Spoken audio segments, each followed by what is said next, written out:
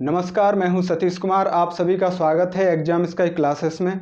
आज हम हिंदी व्याकरण का बहुत ही महत्वपूर्ण टॉपिक पढ़ेंगे जिसका नाम है वर्णमाला।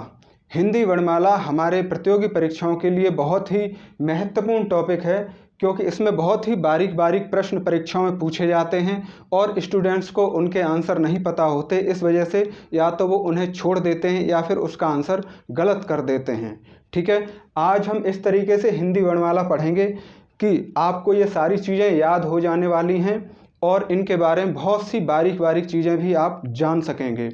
ठीक है, आज के बाद ना तो आपको इसे कभी रटना पड़ेगा और ना ही कभी आप इसे भूलेंगे। तो सबसे पहले प्रश्न उठता है कि हमको वर्णों की आवश्यकता क्यों पड़ी। तो वर्णों से शब्द बनते हैं, शब्दों से वाक्य बनते हैं और वाक्यों से बनती है भाषा। ठीक है, तो हमको अपने भावों और विचारों का आदान प्रदान करने के लिए भाषा की ज़रूरत पड़ी। तो सबसे पहले हम भाषा के बारे में थोड़ा सा जान लेते हैं, फिर आगे बढ़ते हैं। तो भाषा शब्द जो है वो संस्कृत के भास धातु से बना है, तो जिसका अर्थ होता है बोलना या कहना। भाषा अभिव्यक्ति का माध्यम है, यानी कि हम अपने भाव और विचारों को भाषा के माध्यम से ही सामने वाले व्यक्ति तक पहुंचाते हैं और सामने वाले व्यक्ति के भाव और विचार हम समझ पाते हैं। ठीक है, उसके बाद हम बात करते हैं लिपि की, क्योंकि लिपि क्या होता है, तो जो ध्वनि चिन्ह होते हैं उनके लिखित रूप को लिपि कहा जाता है। ध्वनि चिन्ह कौन से, कि जो अभी हम बोल रहे हैं, जो हमारे मुंह से शब्द निकल रहे हैं, तो वो कहाँ से बने हैं, शब्द अक्षरों से बने हैं और अक्षर वर्ण से बने हैं। जो ये वर्ण लिखे हुए हैं हमारे सामने वर्णमाला के अंदर, तो जो लिपि होती है वो जो ध्वनि है हमारे मुख से निकल रही है, जैसे हम उच्चारण कर रहे हैं, तो उसी के लिखित रूप को, ध्वनि के जो चिन्ह हैं उनको हम लिपि कहते हैं। उसके बाद बात करते हैं कि वर्ण किसे कहते हैं। भाषा की सबसे छोटी मौखिक ध्वनि या उसके लिखित रूप को वर्ण कहा जाता है। इसके खंड नहीं हो सकते, यानी कि हमारे सामने ये जो आ है ये एक वर्ण है, इसको हम और छोटा नहीं कर सकते, इसे टुकड़ों में डिवाइड नहीं कर सकते, बांट नहीं सकते। हमारे सामने ये क है जिसके नीचे हलंत लगा हुआ है, तो ये वर्ण है, इसके हम टुकड़े नहीं कर सकते। लेकिन अगर ये अक्षर होता तो हम इसको बांट सकते थे। अभी ये वर्ण है, ये अक्षर कैसे बनेगा, जब इसमें हम अ का योग कर देंगे तो यहाँ से ये हलंत हट जाएगा और ये इस तरीके से अक्षर बन जाएगा। ठीक है ना, तो अगर इसको हम चाहें तो इसका आ का योग हटा करके हम फिर से हलंत लगा देंगे इसके नीचे और ये वापस से वर्ण हो जाएगा। तो वर्ण के जो हैं टुकड़े या खंड नहीं हो सकते, ठीक है ना, लेकिन अक्षर के हो सकते हैं। आगे बात करते हैं वर्णमाला किसे कहते हैं। किसी भी भाषा की मूल ध्वनियों या वर्णों के व्यवस्थित समूह को वर्णमाला कहते हैं। हमारे हिंदी की वर्णमाला देवनागरी वर्णमाला है। तो आइए अब हम शुरू करते हैं वर्णमाला के बारे में, जिसमें हम स्वर, अयोगवाह और व्यंजन वर्णों के बारे में जानेंगे। तो सबसे पहले स्वर की परिभाषा जानते हैं। स्वतंत्र रूप से बोले जाने वाले वर्ण स्वर कहलाते हैं। परंपरागत रूप से स्वरों की संख्या 13 मानी गई है, परंतु आधुनिक हिंदी व्याकरण या कह सकते हैं उच्चारण की दृष्टि से 11 स्वर माने गए हैं और इन 11 स्वरों में से भी व्यंजनों के साथ मात्रा के रूप में 10 स्वर आते हैं, यानी कि 10 स्वरों की मात्राएं हम इस्तेमाल करते हैं। क्योंकि जो हमारा ये अ होता है, जिसको हम छोटा आ, जैसे बचपन में कहते थे ना छोटा आ और बड़ा आ, तो वही छोटा आ जो होता है इसकी कोई मात्रा नहीं होती। इन स्वरों की, जो ये 10 स्वर हैं, बड़े आ से लेके औ तक, इन स्वरों की, इन व्यंजनों के साथ जब कोई मात्रा नहीं होती तो वहाँ पर आ की जो ध्वनि है या आ की जो मात्रा है उच्चारण करते समय अपने आप इनमें जुड़ जाती है। ठीक है, अब बात करते हैं अयोगवाह की।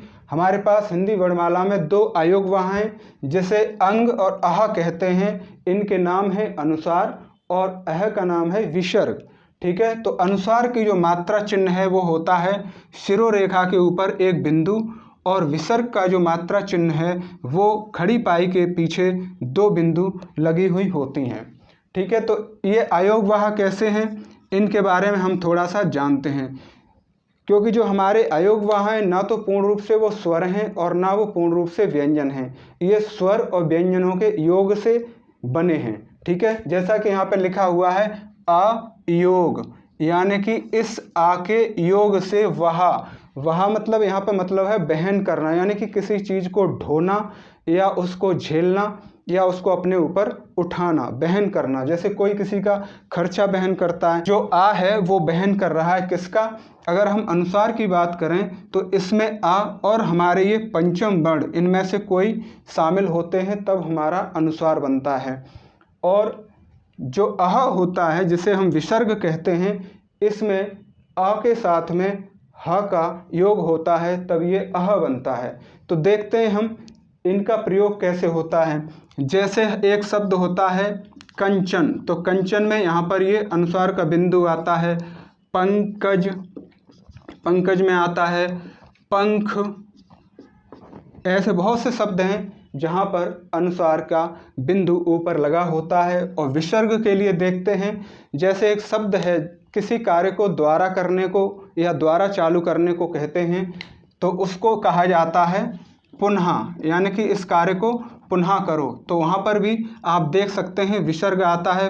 एक होता है स्वतः, एक शब्द होता है अतः और एक शब्द होता है प्रातः।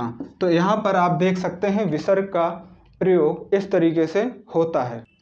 अब हम जानेंगे व्यंजन के बारे में। तो सबसे पहले व्यंजन की परिभाषा जानते हैं। जिन वर्णों का उच्चारण स्वर की सहायता से होता है वो व्यंजन कहलाते हैं, ठीक है ना। तो सबसे पहले हमारे पास यहाँ पर ये 5 वर्ग हैं, इनके बारे में हम जानेंगे।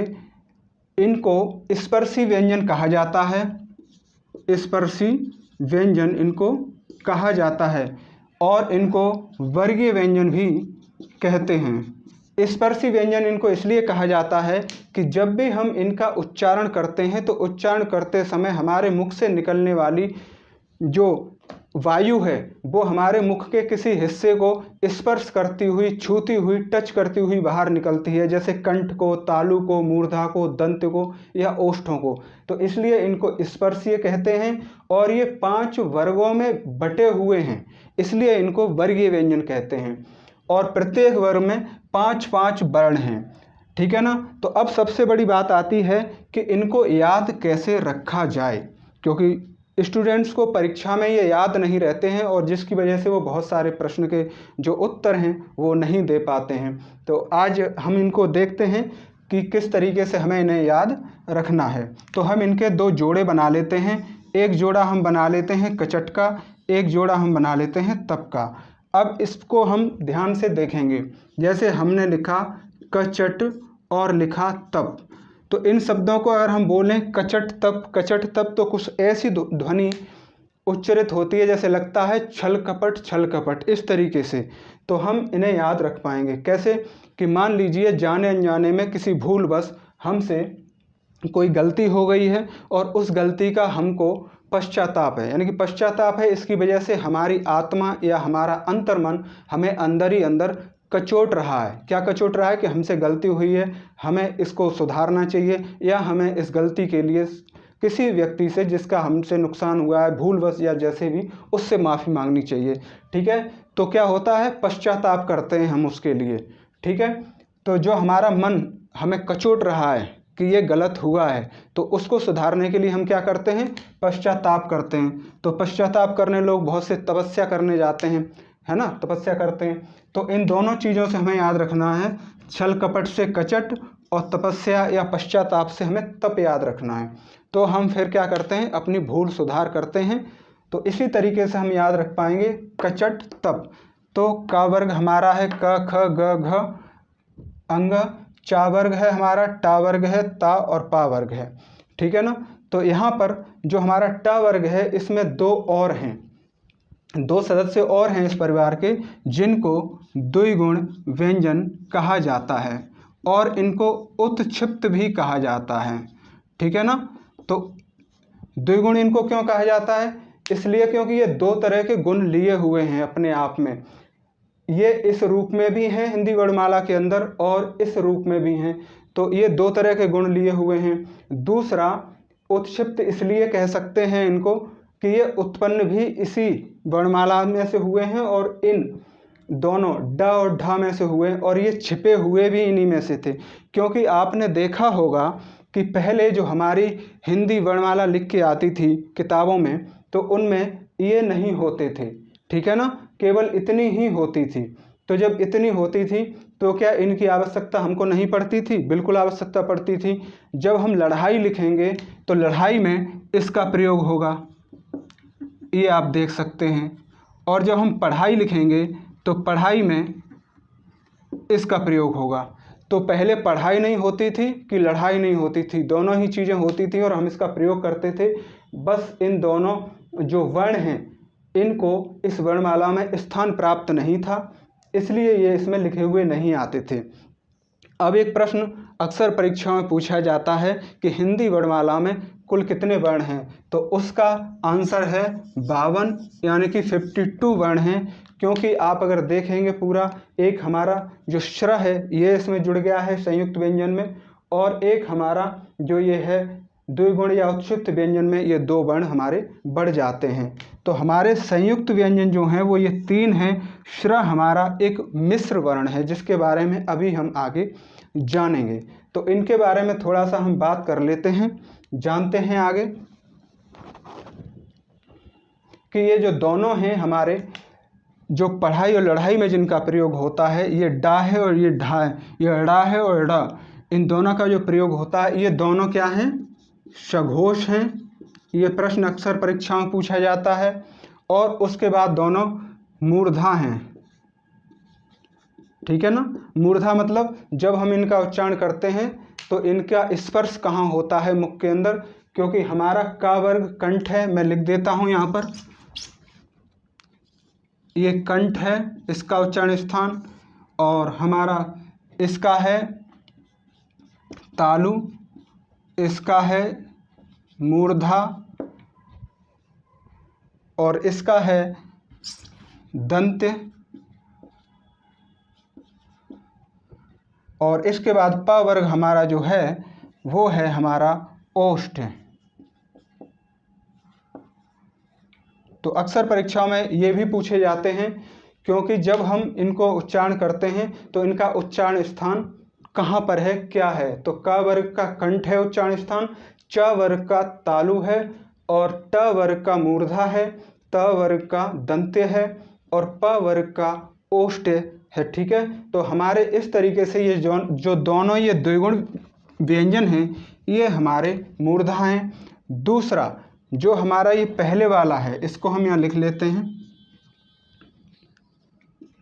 ये हमारा अल्प प्राण है, अल्प प्राण है। और जो हमारा ये पढ़ाई में प्रयोग होता है वो महाप्राण है, ठीक है। तो जो लड़ाई करेगा वो अल्प होगा, छोटा ही होगा, कम ही होगा, और वो जल्दी से लड़ाई करके निकल लेगा वहाँ से। और जो ड़ा होगा, महान होगा, जो पढ़ाई करेगा वो महान बनेगा ही बनेगा, ठीक है।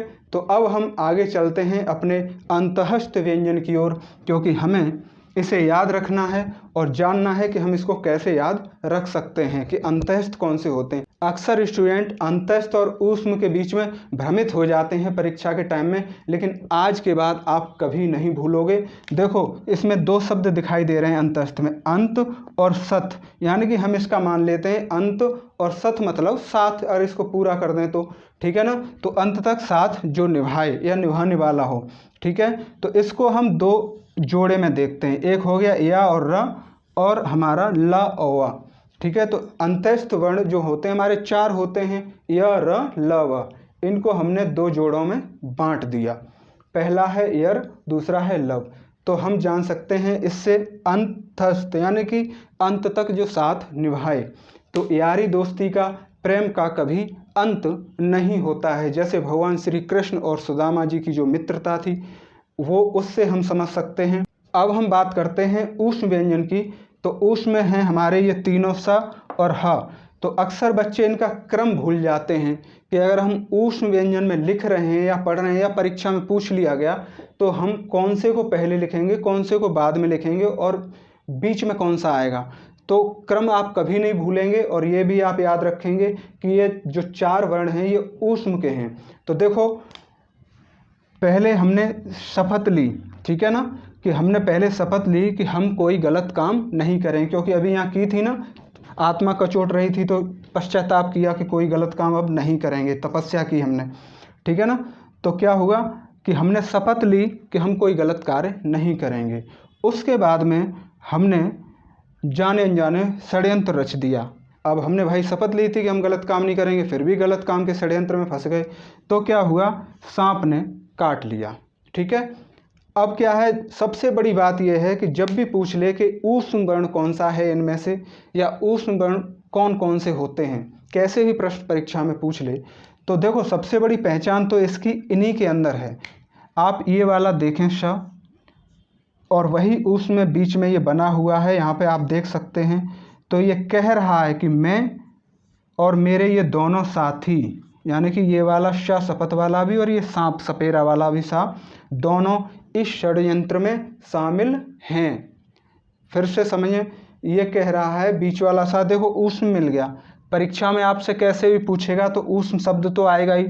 तो जब इसके अंदर ये श आपको मिल गया आधा, ये वाला षटकोण वाला, तो ये कह रहा है कि मैं, यानी कि ये मैं और मेरे ये दोनों साथी इस षड्यंत्र में शामिल हैं। तो हा भी आपका इसी में आ गया, यानी कि ऊष्म का ही ये हिस्सा है।